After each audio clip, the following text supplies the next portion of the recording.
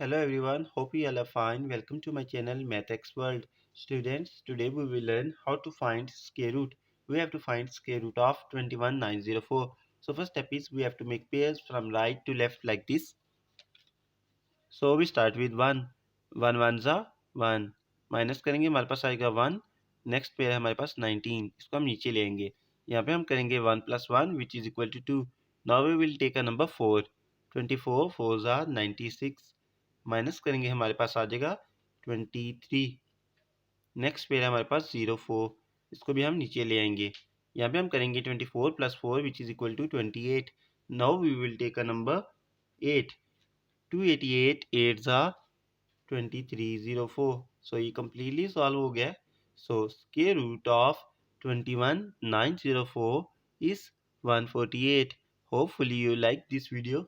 If you really did, please like, share and subscribe my YouTube channel. If you have any question, you can ask in comment section. Thank you.